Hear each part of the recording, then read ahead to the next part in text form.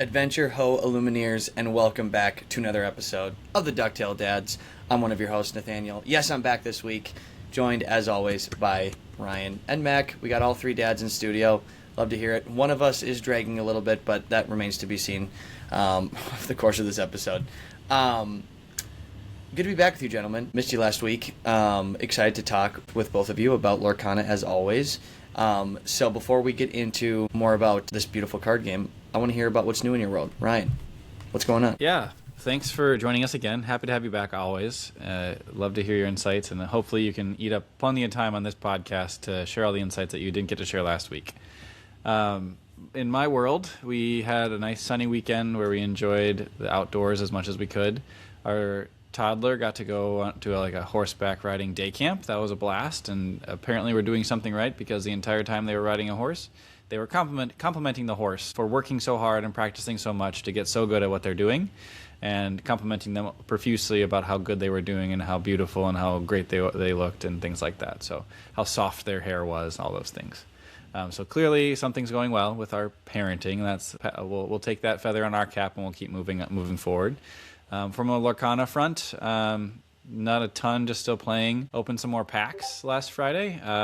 We had a pretty long week coming back, and my wife had the day off, so she happened to go down to the card store, our local card store, and picked up a trove for us. The funny story is she walked into the store fully confident and convinced of exactly what she wanted to get. She wanted to get a trove from the latest set. She walked in and asked whoever was working the front desk to be like, hey, do you have any troves from Winter Spell? They said, absolutely we do. We just opened a new case of those. And she said, okay, which one do you think has the good stuff in it? And they said, I don't know, it's up to you. So she picked one and they said, yeah, I was going to pick that one too. Turns out, we laughed about it afterwards. I informed her that Winterspell is not the current set, and she goes, oh, whoops, sorry.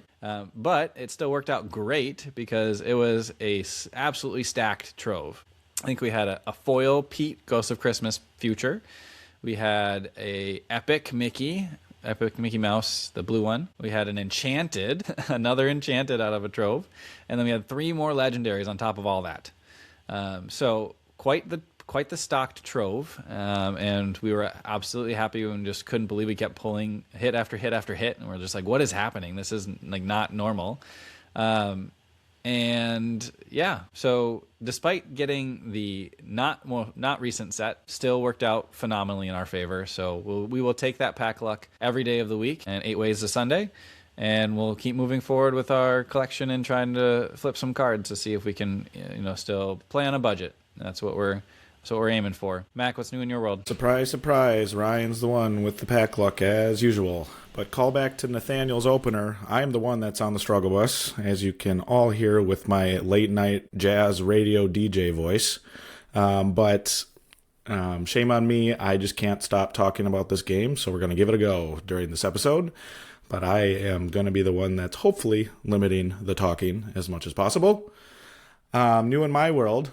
Part of the reason why my voice is like this is because I attended my 10-year college reunion this past weekend. My voice started to feel a little funky before we even got there, but this weekend certainly didn't help. They had a concert there of which I sang my heart out, and then just hanging out with friends, chatting up with some individuals that I haven't seen for 10 years. Naturally, when you overuse a voice, it ends up like this. But we shall prevail, and I will go on. But that's the main thing over the course of my last week and weekend outside of Lorcana. Inside of Lorcana, I followed a lot of the Infinity events, and I am so jazzed to see that one of the big ones in Europe, Ruby Sapphire items prevailed and took first place. So we'll chat a little bit about that, and specifically the metagame from the Infinity results. North America needs to diversify its assets in the sense that it continues to be dogs on dogs on dogs. So let's fix that, please, North America, before we run into a DLC, which is only going to be that. That's not going to be the most enjoyable on stream, but hopefully there's a little bit more variety coming up in the next couple of weeks. But yeah, a lot going on in my week. I've already talked a lot, and I need to rest my voice for a little bit. So, Nathaniel, you're up. What's new in your world? So despite graduating a year before Mack did, I also was able to attend his reunion as a +1. You so imposter. I was an imposter for a weekend. And it was so much fun to be back. I had such a good time last year for my 10-year reunion that it was amazing to be able to go back again and hang out with some friends from the year after me. So that was super, super fun. We actually celebrated my kindergartner graduating kindergarten, so that was super exciting as well. So lots of stuff on the home front. The biggest thing from a Lorcana perspective has actually just been a full week ago now almost that we did our playtesting ahead of Set Champs. And Mack talked about it a little bit last week, but that's been where I've pretty much gotten most of my testing the last 2 weeks, just with how busy life has been. I will say one thing that was really funny throughout that I'll share is the new rule. When you ink a card, that stays face up your entire turn, right? So for those who are practicing online with folks or whatever, right? Like, don't forget about the fact that, like, your whole turn now, right? Like, your inked card or cards, if you're playing a deck that lets you ink multiple times per turn, they stay face up. And Mac probably had to say face up like at least a dozen times to me during our playtesting, and it was like, oh my gosh, like I'm so conditioned. And I think anyone who's played the game a lot, you kind of get like that, right? Where you've done certain motions enough times where you ink, turn it, turn your cards, right? And if you're like me, you never organize your ink well at all, so you make your friends really annoyed because you take forever when you're shifting around all your ink and readying it. But it was really funny, right? So that was a big learning thing for me of like, okay, yes, there is a very big difference, right, between playing with the physical cards and some of these things that you might take for granted if you play in other types of ways, right? So that was really a funny thing that came up throughout our testing. I was very happy with how testing was going. I think Yurple is in a really good spot right now. I lovingly refer to Yurple as Amber Amethyst. That's the fun pet name that we have for it is Yurple. Dale, I think, is still pretty cracked. But yeah, that was kind of the most from the Lorcana perspective. I legitimately cannot believe that we are just a few days away from Set Champs. And we had talked about this a couple weeks ago that like it's such a fast like whiplash turnaround, but I'm pretty excited for it. I think the focus this Set Champs is really going to be on fun for a lot of people, and I think maybe we'll see more of that even because of the fact that like competitively the focus is on Infinity. So yeah, I think maybe Mac, you have some voice to spare, I think you maybe had some news. I do have some news, and it's very exciting news. For those who have been a part of our journey for the better part of a year and a half now, within that time frame, we announced or were a part of Minnesota's second-year anniversary event last August. Well, it is happening again. Year 3 of the Minnesota anniversary event is officially kicked off. I got the okay from AJ to announce at least 2 of the things that we know thus far. It will again be location at the Game Center. So super cool space, lots of room. So very I'll say well-deserved of a space to run such a big event. And we ended up having 100 to 120 players throughout the duration of the entire weekend last year. So very good space for that. And the dates, the most important part. The dates will be August 22nd and 23rd. So for those of you that need some extended time planning, that would be us with kids. August 22nd and 23rd. That's the plan at the Game Center for the Minnesota 3rd anniversary event. Again, you don't have to only be from Minnesota. I recall, and maybe you guys can correct me if I'm wrong, I recall people from Iowa driving up and people from Wisconsin driving over to the Twin Cities as well. So we had some nice Midwest representation. So very, very excited for this event. We will be involved again in some form or fashion. So very grateful that AJ is willing to have us back. But yeah, it's super exciting. We had such a blast last year and can't wait to be a part of it again. We will announce more details as we get closer and as they become available. But yeah, this is going to be a lot of fun. I'm really excited. What are your guys' initial thoughts, or what was your initial reaction to the news that just happened, I think, earlier today for us? I legitimately cannot believe that we are already at the planning phases of that. It seriously feels like we just had that 2-year anniversary like a month ago. Like, I distinctly remember talking about it like on the podcast and getting like really hyped for it and seeing the number continue to like tick upwards as far as like registrations were going. And I also think that might have been towards the end of our time with events being hosted, not in the Play Hub yet, right? So I think that was when we were still on, oh my gosh, Melee. So that's the only thing that makes it feel like it was a while ago, right? Other than that, it feels like that just happened. So I can't believe we're about to have a year 3 anniversary event. But for those who are potentially interested in going to this that maybe haven't experienced it yet, I personally think it's one of the most fun that I've had. And we obviously did some other things, like we did some commentating. We each played in like a different event. Like I played a sealed event, and I think Ryan, you played in the main event, and Mack, you played in a draft maybe. And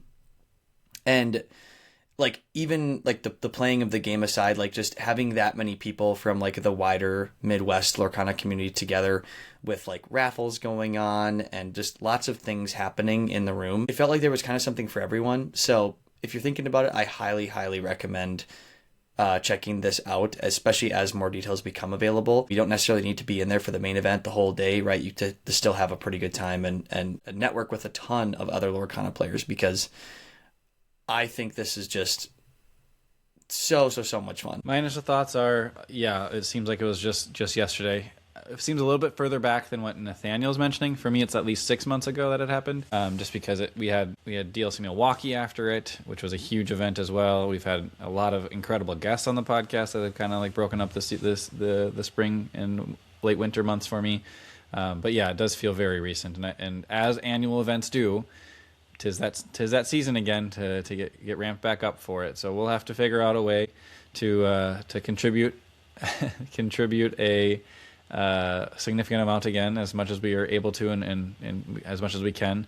I was furiously writing down those dates so I could put them in my calendar immediately to start planning around it. I did notice an early conflict, but we're going to make it work. I'll find a way to make it work, and still want to be a big part of that event because it was such a blast. And players of all skill levels are welcome. There's some fun for everybody there. Plenty of opportunity to really just engage with the game and engage with the community. And we can't wait to see as many people as possible there again this year. I'm pumped for it. I don't think I'll be golden retrievering as much as Nathaniel did or will. But I certainly will get out and say hi to people and make sure that hopefully things run smoothly for whatever part of the day that I am involved in or that we are involved in as well. Also, yeah, go ahead. Huge shouts to Game Center for hosting. I mean, I think, guys, we've seen a lot of different stores in our time, and there's a lot of really great stores of all shapes and sizes, all different types of communities. Game Center, I think, is just a very impressive location. The amount of just space to like their gaming hall is absolutely humongous. And like the screens to be able to, have things up and track things. It just is very refined. It feels very crisp.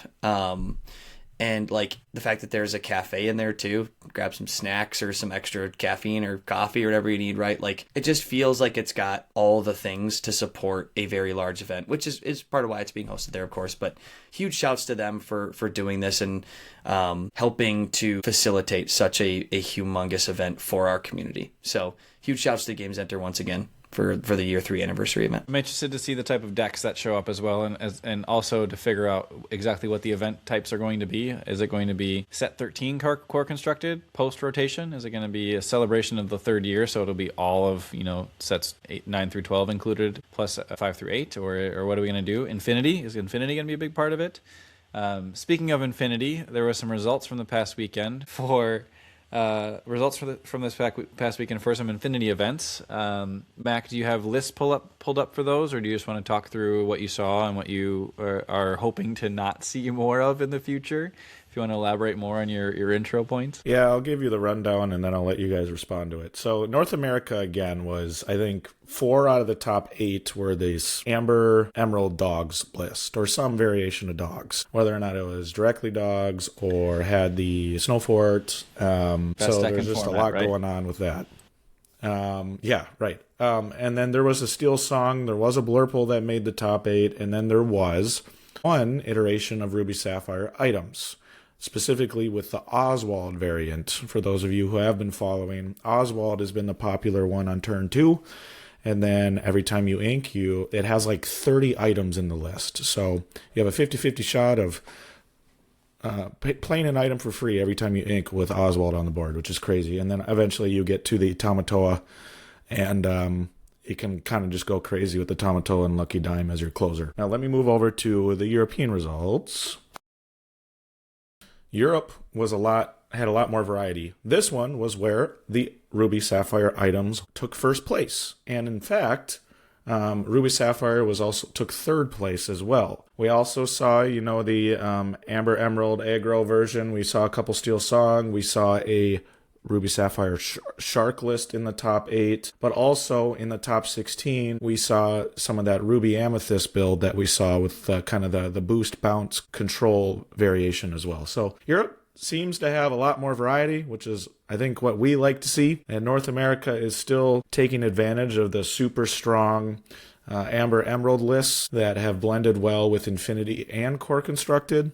I, for one, hoping as we move into DLCs, we see more of that variation. But the major point that I'm seeing, besides the dogs continuation, just from a general sense, is the control lists are starting to come out. Something that we are very familiar with, especially when a new set is released, where we see aggro take control, then the mid-range come out, and then control. We're seeing a lot more people test out these controls as they kind of gear and ramp up to the DLCs. So that's what I have for an overview. Who wants to take a crack at what excites you about Infinity? I think what excites me about Infinity is that the North America contingent feels like it's been solved, and I'm excited for one of these other ink color combinations to kind of break through the wall of dogs that has been dominating the entire metagame. It's hard to play something other than dogs because dogs is just so consistent and so strong at what it's trying to do. I mean, and singing an Under the Sea on turn 4 or at any point after that, always threatening the Under the Sea is just overwhelming for really any deck to deal with. But there are some control options out there to deal with it. But the deck that beats dogs the most consistently is another dogs list that's just singing Under the Sea faster, or happens to find the Under the Sea faster. So as you briefly mentioned before, Mac, I think those, if that's all we see at the DLC and that's all that they get to show on stream for top cuts or something like that, I think viewership probably will decline slightly as a result of that, because those mirror matches admittedly, I'm not very entertained by those mirror matches, because it's really simply who gets to Under the Sea first. It gets really interesting if nobody sees Under the Sea, or if they're both not playing Under the Sea, then there's some interesting awkward snow fort math that gets to happen. And then it usually, I'm assuming it's probably then just play draw whoever quests first and wins because they are ahead. But who knows? We'll have to wait and see what the Infinity DLCs look like. But I am hopeful that Ruby Amethyst, I think, is on the up and up. They'll find ways to control out the dogs list and prevent the Under the Sea from breaking the game. And then I think that there's like a blue-green list might break through as well. Maybe Blurple has enough consistency in the Infinity format to really just find a solution and hammer through it. If they play enough ward characters, I suppose, so they can't get shrunk and they see them all right on schedule. But I just feel like the consistency is just so high with dogs that that's what it is. I'm curious about the European results, because obviously Ruby Sapphire items winning is very interesting, because I still think that, dogs deals with that list very well. It's the original version of Turn of Dogs, I believe, was developed in the pre-Hiram ban era of Lorcana, early in set 7, I believe that was, where the original version of Turn of Dogs was just built to go so super fast that it didn't matter that Ruby Sapphire could ramp and refill and then just grind out every game, because it would just quest to 20 well before that ever happened. So I'm surprised that that list got through. I guess it does have some pretty high rolly things with the Oswald playing all the items, and a lot of those, some of those items can be removal tools, I suppose. At the same time, I do think that I still feel like Dogs is best deck in the format for both Infinity and Core. So it's just a lot of Amber Emerald all over the place. So maybe that people in Europe are just kind of sick of playing that and they don't like it, so they choose to play something different because you have agency to do whatever you want in this game, and that's perfectly acceptable. I'm sure we'll circle back around to that talking point in the future of this podcast as well. But that's my initial thoughts. Nathaniel, what do you have? As I'm thinking about this potential looming Dogs avalanche, I'm looking at this list again that Lore Gains ran, the Amber Steel list, and this definitely looks like an interesting one. I think you guys had talked about this a little bit last week, because it had just won that pretty big event, the Citrus Clash. Personally, I think I would be more inclined to play something like this than a Dogs list. I practiced a little bit of Dogs last set, and personally, it just didn't do it for me. I totally get the insane power level that's possible with a list like that the Dogs lists can do, and to your point, a big part of that is the singing of the Under the Sea really early, the filtering with Tramp to get the exact kind of cards that you need for the situation. It just can do so many things. But I don't know. I think we talked about this actually, probably over a year ago, and we were questioning, why does it seem like discard is not very popular in Minnesota? And we had talked about how maybe it had something to do with Minnesota Nice, right? Where discard can kind of make you feel bad, both people, right? I wouldn't know what that's like because I would never run a deck like that. But it, sorry, I did run a deck like that. But who would do such a thing? I think you're right, yeah. But I think I kind of got shades of that, I think, when I was playing Dogs, where it almost creates these totally unfair non-games. And not to say that I'm afraid of playing the best deck in the room, but I think it definitely can brick, and it doesn't feel as good when that happens. But I think there is something to be said about playing a deck or playing cards that make you feel a certain type of way, and playing that color combination just made me feel a certain type of way I just didn't really like that much, maybe I just have to do something purple. I don't know. Maybe I just really like drawing cards. I don't know. But that I played around with it for a very short time, and I think I very quickly just felt like this is not for me. So I hope it goes away too. I mean, that's kind of the gist of Lorcana, right? Find the deck that speaks to you, that you like to play, and the play style that you like. And I think that's where we always say that's where we recommend people starting, is what kind of card game do you like to play? How do you like to play your card games? Do you like to just play as fast as possible and win and have the shortest game ever? Or do you like to draw a bunch of cards and play them all to the board? Or do you like to pick and choose the specific cards that you want and have the options to do so, knowing that you're bypassing some good options to find the perfect option, or that you just haven't found the perfect option, so you just have to settle on a good enough option, or the option that gets you to the next option decision point? So figuring out what control, aggro, mid-range, do you specific, what type of play style do you like? And I think that speaks to exactly what you're talking about there, where you tried playing Amber Emerald Dogs. It just wasn't your vibe. You didn't like the way it played to the board, or it didn't play to the board, however you want to interpret that. And you just wanted to go a different route, and I think that's perfectly reasonable and a great way to approach any card game, for that matter, whether it's Lorcana or anything else that you're interested in playing. Just determine what type of game you want to be playing and how you want to play it, and then go forth with that in mind. Yeah, and I think to that end, when I see, I know Mack's excited about the Ruby Sapphire items, right? But when I think back to set 8, I had so much fun running Ruby Sapphire, Shark, because if you guys remember, which is actually, this is a year ago, it's kind of crazy, right? But there were 2 Ruby Sapphire lists really running around at that point in time. It was this item, Infinity Gauntlet in Max Word's version, and then there was the Shark list that DKP had made famous. And I don't know if it's because my mind can't do like the like uber control lists, but I gravitated towards the Ruby Sapphire list, particularly because of that Christian challenge, right? Like try some different decks, right? Because at that point I'd been really leaning into Amethyst Steel, and so like that set champs for Jafar was like did Amber Steel, like Steel Song, Purple Steel once, and then Ruby Sapphire Shark. And that was one of the most fun I think I've had, like with a deck where like there is still some like control-y elements to it. Like you still had things like Big Sisu, Be Prepared, right? Like you still had some pretty control-ish like tools in it, but it wasn't the same type of deck at all as like the Ruby Sapphire items. So I think the thing that I'm kind of holding out hope for a little bit, like as these Infinity results keep coming in, is like can Shark kind of do some fun sharky things again? Because like it genuinely is so fun, and it there's just like different ways it can like be on the offensive, right? Or play catch up if it needs to. But I like it gives me a little bit of hope to see the items list do well, because I personally thought that the Shark list had more play into a wider field.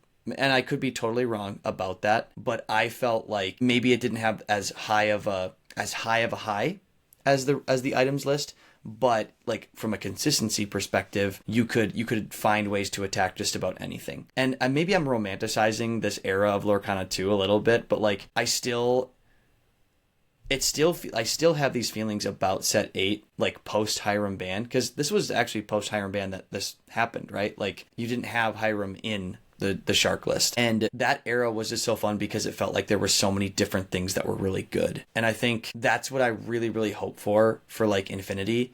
And if it doesn't happen by the DLC, like that's okay, but I really do hope that like we get to see like a really wide range of decks that like can be successful, because that's when this game is at its best, right? And this game is at its best when, you know, you can play a Ruby Shark that's really fun and you get tons of burst lore. I love that version for sure. I think something that I have learned about, especially with the Infinity, you know, tournaments that were the quantity of them that we've seen recently, is I think when it comes to a ban list in Infinity, a ban list I've realized is truly important to keep things feel fresh and have a lot of variety. The only banned card that we have right now is Hiram. And as a result of that, I think that's part of the reason why we've seen, for example, dogs explode in this format. And you kept mentioning, Nathaniel, like during the time of set 8, when we had all this variety, and the Shark list was very popular. I think the thing that's really tempered the Shark list is this Snow Fort. And the Snow Fort giving everything an additional strength, it makes Sisu way less important, because all of these 2 strength weenies that we know and love are past that threshold of 2 strength or less. And that makes Sisu invalid, and truly you're only relying on 4 cards in your deck, and that's your 4 copies of Be Prepared, as opposed to potentially having 8 cards that could answer a more aggressive list like this dog's build. And I think with that, especially in a tournament that has many rounds, you might get lucky as a Ruby Sapphire player. Let's just use this example. Like as a Ruby Sapphire, you might get lucky in one specific round against dogs, but I think over the course of an entire tournament, odds are you're going to lose more if you're a Ruby Saph player than beat a dog's list because of that Snow Fort. So I am very much in the camp over the course of the last 2 weeks and seeing these first 2-week results of, I think we need to expand the ban list in Infinity, because some of these very like uber S+ tier cards, and there's only a handful of them, are truly taking advantage and running away with, I think, the Infinity field. And one of them's Tramp, for example. I don't even necessarily think the Snow Fort is a problem. I think the Snow Fort just further enables everything else in that list, that being the Tramp, for example. So I think it's too late now, because DLCs are only a week or 2 or 3 away, and you can't just totally take back what people have been practicing for like the last 6 weeks. But I would like to see post DLC and moving into, if we do another phase of Infinity events within the next 12 months, that we truly see and expand the ban list so we can balance some of these things out that we've been seeing here in set 12. Yeah, and I think, Mac, it might have been you that brought this up. The card pool has grown a lot, right? Like if you think there are, what is it, like 200-ish cards per set, and you multiply that out over the course of 12 sets, that's 2,400 cards, and we're only adding to that pool in the next month, right? We're going to add another 200. So like as we're crossing this threshold of 2,500 to 3,000 cards, like having a couple cards that aren't allowed like isn't the end of the world, right? Like you can still, there's still like enormous power levels with the other 2,495, right? If you had like, 4 or 5 or something, right? I don't think it's a good thing to have to like do that a lot, but I think if it is that like 1 in 4 to 500, it's really not the end of the world. And if that makes it so we get to do the things like we did in set 8 post Hero Ban, I'm happy about that. Like that makes this game super fun when we get to have lots of things be viable and people feel like they can play a host of different things and do well, versus having this feeling, which I think many people who are maybe on the more competitive side have probably had, of like, I want to play something that's really, really good. And if something is just like so clearly better than everything else, then everybody will just play that, right? And I think that's like problem territory when it feels like, well, if I don't play this and I just lose. So I lose like to that. So I think for the better part of Lorcana's history, there's always been a couple options depending on what you like. If you wanted to have that, like kind of both, there's a certain style I like, but also I want to play something that's like going to be really good because I'm super competitive, right? Like you could still do that versus feeling like, oh, I'm in North America, I have to play Ruby Sapphire, otherwise I just like auto lose, right? Like there were still plenty of decks that could attack that.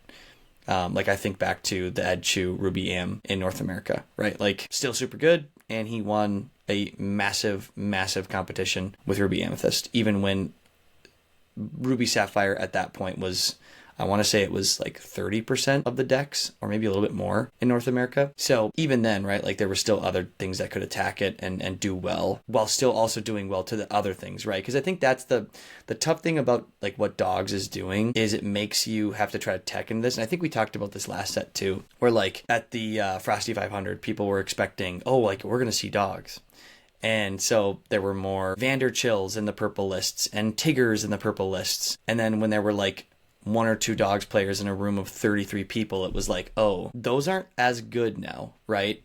And that whole equation can change tremendously when they're less flexible cards that are like really good into Dogs. For example, maybe you have like a Spooky Sight, right? And that's like great against a Dogs list and really bad into like a lot of other things. And it's uninkable, so it's just like this awful dead card in your hand. So I think that's what's tough, is that like in order to tech against Dogs, you're usually taking away a lot of points from other decks, depending on what you like to play, particularly like if you're like a blue list, for example. So I think that's the other part too, is that because it's like a unique set of cards and it has some very unique things it's looking to do, it's not as easily teched into because of the fact that the tech cards aren't as good into other things. Whereas, I think we've talked about there's, maybe if you expect locally, hey, it's going to be, really purple. So like I need to be like the one that's going to draw the most, to out resource in these purple matchups. Say that's the case, right? Like you could put cards in your deck like, I don't know, Finders Keepers or cards like that, where it's like, if that's bad into whatever you're playing, you just like ink that card and it's like no big deal,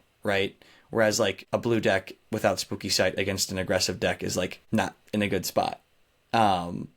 So I think that's where there's also like a little bit of a frustration, I think, with Dogs, because of the fact that it's not like you can just put some flexible tech-ish cards that can actually be widely used. It's like you're just expecting that. Tell me I'm wrong. I think you're wrong, because I think the whole point is like you can put things in that are going to slow down Dogs, and you can make them inkable. Choose the inkable options, so you can get rid of them in the matchups that you're not going to face Dogs. But I think Dogs is just on a different level. I think it's just another level of power where like they don't have to tech against you. They have their game plan. They're going to do their game plan, and it's going to work regardless of what color your opponent is playing and what tech cards they have. If they fully tech against you and you see the one in the room, like, okay, fine, whatever, chalk that up to bad luck. But across the entirety of the event. Like, it's all going to come out in the wash, and you have a very specific game plan that you're following, where you're just establishing a bigger, wider board, and you get to pick the right cards for the situation that you need.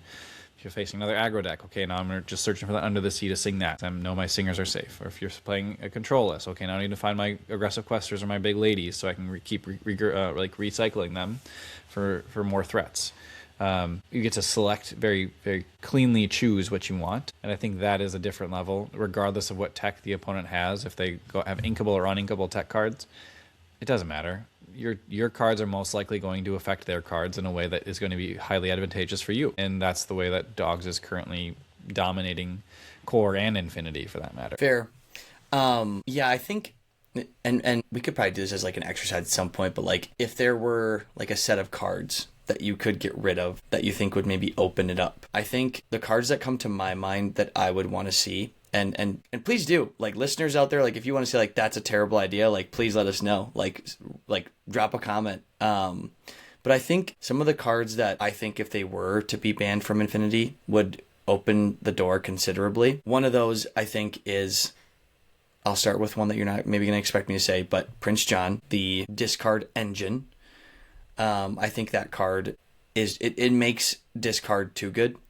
And I think Disney, or like Ravensburger, has been very intentional, I think, about still having that as an element to the game, but not making it so overpowered as it was maybe, what was that, like a year and a half ago during like Shimmering Skies? Is it longer than that? It maybe longer than that, right? But like they've been very intentional, I think, about not printing lots of cards that say like discard from your opponent, right? And that just creates too much of a resource advantage and like incentivizes discard. I think it's totally a reasonable thing to like go away, especially because it's also ward, which means like that upright sitting there doing the thing forever is annoying. So I think that's like a totally fair like first thing. The other thing I think is if you could get rid of Tramp and I think Willow, both actually, I think I would want to see, because and it would hurt me as a Yurple player, right? But like when I think about like what Amber decks were doing with something like the Lantern, right? Like that was like their faux ramp, right? That card was balanced in the sense that like you weren't able to play a character to the board. And not only that, but then also like because it wasn't a character, you couldn't do things like sing together or sing songs like Della's Moon Lullaby with the Willow that you just played, or sing things like Under the Sea and cheat out like all these other things. So I feel like if those two cards, like Tramp and Willow, got I'm going to use the B word banned. If they did, I think that would, I don't know if Dogs would just like entirely evaporate, but I think it would stop the Amber lists from being so overwhelming, and specifically the Dogs list from being so overwhelming if those two cards were gotten rid of. I think you keep the Hiram ban. That's fine. Don't let Sapphire become a draw deck. That's fair. And then you don't ban any purple cards because purple is perfect and totally balanced. Tell me I'm wrong, Mack. But I think that's, and again, how many cards would that actually be? We'd be at 4 at that point. Like when I think about a card like Diablo, right? Like I know that's a card that like a lot of people really don't like, right? Because it can feel really unfair. There are quite a few answers to Diablo, and it being like a 2/2 evasive, like especially in like a steel meta, right? Like that tends to get answered pretty quickly. Like there's so many things in steel decks that can get rid of that.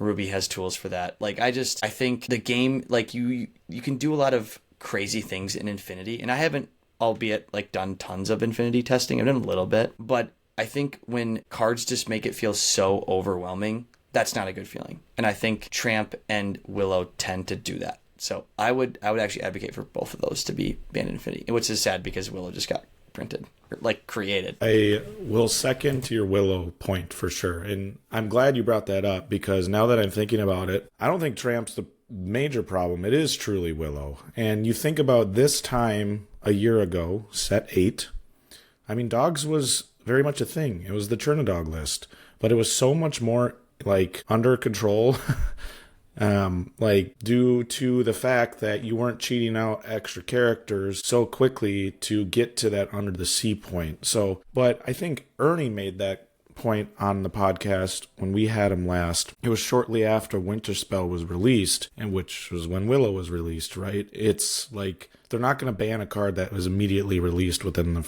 like 2 or 3 months. So, but I would agree with you. Willow is the problem because it can lead to that sing together mechanic with Under the Sea. To your point about the lantern, it's the same type of mechanic, but you can't sing with a lantern. Last time I checked. So I think if Willow was banned, things would be more balanced. And I am glad that we're on this, and let's continue that. I have play tested a lot of decks against Diablo right now. It feels a little bad because as a Ruby Sapphire player, that kind of is the bane of my existence is Emerald Steel. But Diablo is answerable. However, it's very, very dependent. Unless you have a Brawl right away, or some sort of steel character. There are some rush evasives, but at the same time, like it's very, very conditional based on your matchup. And Diablo, almost instantly replaces itself based on when it's played, because especially if you do the shift quest on turn 2 with Diablo, you're going to instantly replace it with that shift discard an action card. And then odds are it's not going to get removed immediately, so you're gonna get that +1 within a turn. So I think that's why it feels bad with Diablo. The last thing I will say on the things top of mind when it comes to bannable cards, I actually think Amethyst is pretty well in check in Infinity for the most part, because a lot of the characters' strength are 2, and there's a lot more banishing of characters with 2 strength or less, Sisu being one of them, Brawl being another one. I will say, though, the only card that I think is worth considering when it comes to an Amethyst ban, I think is Merlin Goat. I think the instant lore gain on play and then removal, I think is just way too powerful in effect. The difference between Goat and like a Rabbit, for example, sure, you get the card advantage, but Rabbit is uninkable and it's a 2 strength character. So like, it's kind of pick your poison with how many uninkables do you want to run, as well as it is easier to remove. But it isn't. Sure, you can consider drawing a card somewhat of a win condition, but it's more of a conditional win condition than just instantly gaining lore that Goat would give you. So those are the kind of the ones on the top of my head. I think Steel is relatively balanced. At least I can't think of anything off the top of my head right now, because all of the Steel Song cards, like A Whole New World, it's uninkable Song. And you run the risk of refilling your opponent's hand. Like there are some like trade-offs with a lot of the songs in Steel Song. And Blurple is very much in check due to the 2 strength characters. So I think there are just maybe a handful, 3 or 4 to your point, Nathaniel, that I think are worth considering in Infinity once we inevitably have to move past these 2 DLCs or these DLCs that are coming up in the next couple of weeks. I think on that point of those lists, I think, Nathaniel, one thing I wanted to talk about with Prince John is that I'm not sure that Prince John is as big of an issue as it was in set 8. There's been many cards that have been printed over the last 4 sets now that are either unconditional or non-targeted, like board exerts or damage to the board or things, or removal of Prince John. So like Spooky Sights hits it, Ghostly Tail forces it to exert. I think there's some other Ruby cards that your opponent chooses a low strength character to exert maybe. If I'm wrong, then I'm wrong. But and then Demona forces the exertion for the entire board. So like there's options. There's things out there that are able to deal with it. And as a 1/2, it's not a huge issue. Grab Your Swords clears it very cleanly with the 2 damage to everything, with not having to like pay for it. And then adding Merida in, I think, for this set kind of makes it even easier to find other damaging cards that are actions that are not targetable, just damage to everything. So I think Tug of War is one. It's expensive, but it's something.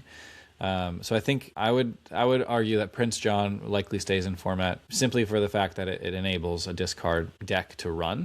If you don't have Prince John, I don't think anybody's playing discard, because you don't get the card economy that you need to keep up with like a Blurple list in card quantity or card efficiency. Even like things like red blue items, Ruby Sapphire items that plays Carpetbag and Tomatoas to recycle all the popsicles to constantly keep drawing cards.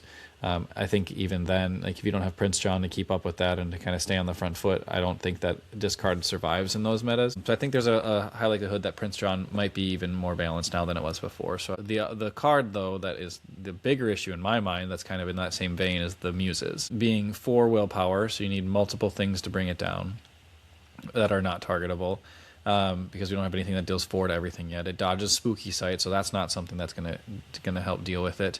And if you happen to get some sort of strength buff on the Muses, then a lot of these like 2 strength banish effects are no longer effective. So I would say the Muses would be on my list of things that need to be banned. I don't think it's getting played as much, but I think in a world where the meta slows down for Infinity, Muses becomes much more popular and much more playable because it does take a little bit to ramp up, and then once you get to that point, if you can kind of Muse lock things, then if you can kind of Muse lock the board, then I think it becomes a big challenge because you have the Tremaine shenanigans, or if you're going really, really slow, where the Tremaine can just lock out things by returning actions to hand and then bouncing the Tremaine back with the Muses and just kind of controlling the board from there. So that would be the one I would toss into the pile for consideration, would be the Muses, as again one of those just like aura effects that's warded and doesn't have to exert to have its effect happen and be as impactful in the game. I think we're seeing a clear shift in game design and card design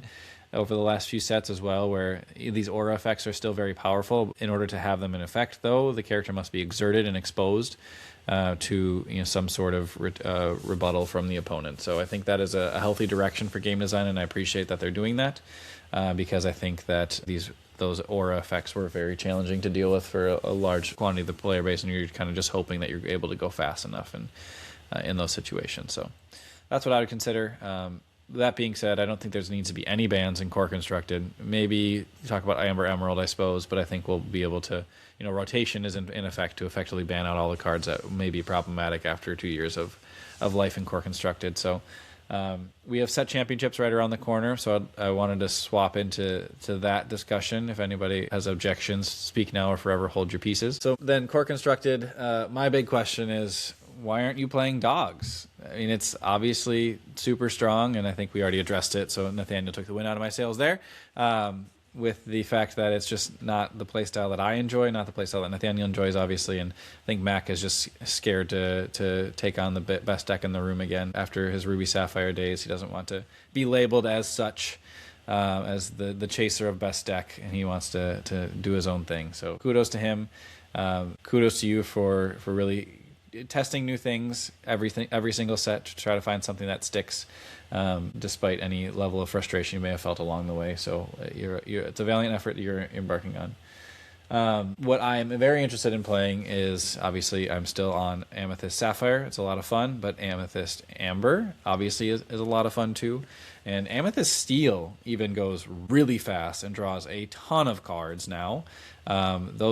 Those lists are the ones that I'm interested in, because the play style that I like is drawing a lot of cards, and I learned that from my wonderful wife, who beats me at every single card game we ever play, because she just chooses to draw all the cards, and that's how she wants to win, and that usually is a very strong way to win card games. So I'm stuck on Amethyst. It's hard for me to get away from it because I just am so used to having a plentiful card draw, and very simply just I play this card and I draw more cards, rather than I need to set up this specific scenario where then I can start drawing cards through this engine. So interested to see what the metagame is for set championships. I know last set we were very interested or very focused and expecting to see a lot of Amber Emerald dogs all throughout set championships, and frankly we didn't. Nathaniel made a joke at one point that when I was asking him about deck choices, like, what do you do about the dogs matchup? And he goes, haha, those don't exist. I'm not worried about that. I'm not going to see that. And he was right, rightfully so. So kudos on that prediction and that analysis of the metagame, Nathaniel. What are you all focused on, or what are y'all expecting to see out at set championships that are coming up this weekend? They already start this weekend. It feels like it was just yesterday we were at a pre-release event, and now we're preparing for set championships. I'm not going to be able to get it out this weekend, but many people will be hot on the trail for those Woody Jungle Guide promo cards and playmats, because man, do they look good. They do look stunning. I think one of the decks that I could see making a rise that was sort of falling off a little bit towards the end of last set, at least in Minnesota, was Purple Steel. And I think, Ryan, to your point, Purple Steel or Amethyst Steel, there is a really fun thing that you can do right now with the dwarves and some princesses. And like I've seen some really fun stuff where they cheat out like the big dwarf that's like a 7 cost. And it runs like a combination of the dwarves with like the 2 cost Pocahontas because she's actually insane, like the 3/2, lots of bonus lore pips if you got someone that's exerted, and then the Pocahontas princess 1 cost 2/1 draw a card, discard a card, so you can kind of like curate your hand a little bit, but also like push one of those dwarves. I think it's the big. That's Mulan. What is he? Yeah, Mulan's the 1 cost. Yeah, Mulan's the 1 cost. Where you push this dwarf into the discard pile so that you can then recur him using that new action for the dwarves. I like that deck a lot because it's clearly thematic with the dwarves, and I think that that's really fun.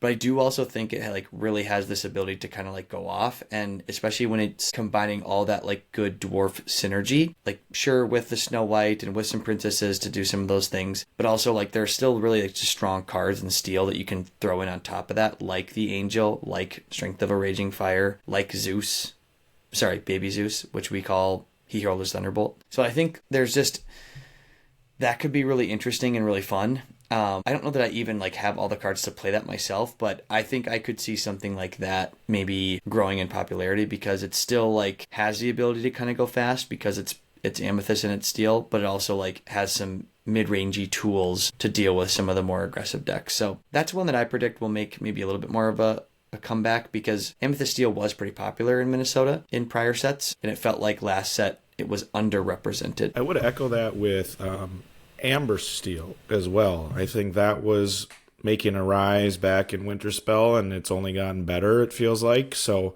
I think Amber Steel will be a favorite locally. It definitely was pre-rotation with the old Steel Song variant, and I think the current iteration in Core Constructed kind of has some hints and flavors of what it used to be as well. So that's going to be my kind of thing to be on the lookout for is Amber Steel. But I also think I'm predicting people playing toys to win more toys. So I think there's going to be a lot more toys lists, or just a lot of toys lists due to the fact that everyone likes Toy Story. So whether it's the Amber Ruby variant, you got the Amber Emerald toys variant. There are a lot of different versions. We might even see Emerald Ruby toys. I know there are a couple people in our area locally that really likes that combination, and they just want to use the toys to win the ultimate grand toys prize in the Woody Set Champ mat.